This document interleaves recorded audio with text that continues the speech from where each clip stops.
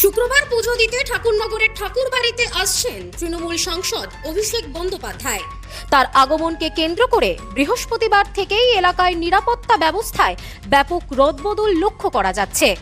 আচমকাই বাড়ানো হয়েছে কেন্দ্রীয় বাহিনীর উপস্থিতি, যা ঘিরে রাজনৈতিক মহলে শুরু হয়েছে জোর চর্চা।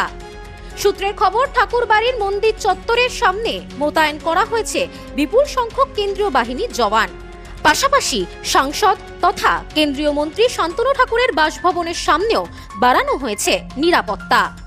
শুধু কেন্দ্রীয় বাহিনী নয়, পরিস্থিতির গুরুত্ব বিচার করে রাজ্য পুলিশের নিরাপত্তাও বাড়ানো হচ্ছে বলে প্রশাসনিক সূত্রে জানা গিয়েছে।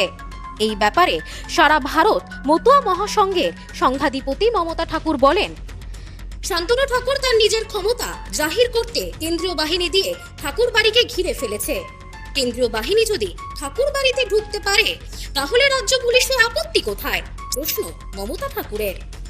এটাকে একটু আগেই বলেছিল পুলিশ প্রশাসন আসলে তারা আজকে ঢুকতে দেবে না, তাহলে আজকে সেন্ট্রাল ফোর্স এনে পুরো শান্তনু ঠাকুর বাড়ি আজকে ঠাকুর বাড়ি পুরো ঘিরে ফেলে দিয়েছে।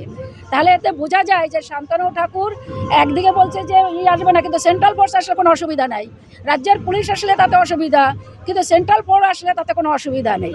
তো এই যে আর কে হুমকি দিয়েছে তার প্রমাণ, ওকে যে মানে যেটা হুমকি দিয়েছে কি ওর আশঙ্কা, তার সেই জিনিসটা প্রমাণ দিতে হবে না, কে ওকে হুমকি দিয়েছে, কোন ফোন দিয়ে দিয়েছে, কিভাবে দিয়েছে, সেটা তো জানাতে হবে। এটা মিথ্যে জিনিস।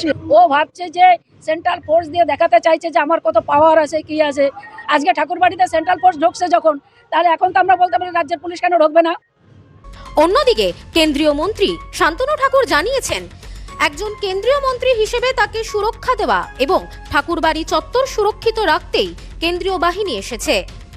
অভিষেক পুজো দেবেন, তাতে আমাদের কোনো আপত্তি নেই, কিন্তু তার জন্য যে পরিমাণে রাজ্য পুলিশের নিরাপত্তা ব্যবস্থা রাখা হয়েছে তা প্রধানমন্ত্রী আসলেও দেখা যায় না। আমার মনে হয় না প্রধানমন্ত্রী রাষ্ট্রপতি আসলেও এই পরিমাণে সিকিউরিটি ডিপ্লয় হয়। এখন বাংলার শাহজাদা আসছেন ঠাকুরবাড়িতে পুজো দিতে, তো শাহজাদার জন্য যদি বা মানে এইভাবে সাজিয়ে যদি পুলিশ না রাখা হয়, তাহলে কার কোথায় পোস্টিং হয়ে যাবে ওরা নিজেরাও জানে না। এখন শান্তনু ঠাকুরের বাড়ির সামনে এসে হামলা করা, শান্তনু ঠাকুর বাড়ির সামনে এসে বিক্ষোভ করা, হুলিগান নিয়ে এসে, ঠিক আছে, ফায়ার আর্মস নিয়ে এসে, সেগুলো তো আর সিআইএসএফ পুরো সহ্য করবে না, বিএসএফ সহ্য করবে না।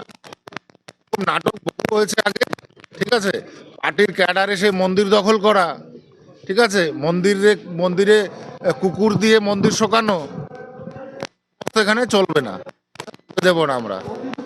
সব মিলিয়ে অভিষেক বন্দ্যোপাধ্যায়ের ঠাকুরবাড়ি সফরকে ঘিরে প্রশাসন কোনো রকম ঝুঁকি নিতে চাইছে না। আইন শৃঙ্খলা বজায় রাখতে আগে থেকেই কড়া নজরদারি ও নিরাপত্তা বলয় গড়ে তোলা হয়েছে গোটা এলাকায়। ব্যুরো রিপোর্ট, নিউজ স্নোম্যান্সল্যান্ড, ঠাকুরনগর।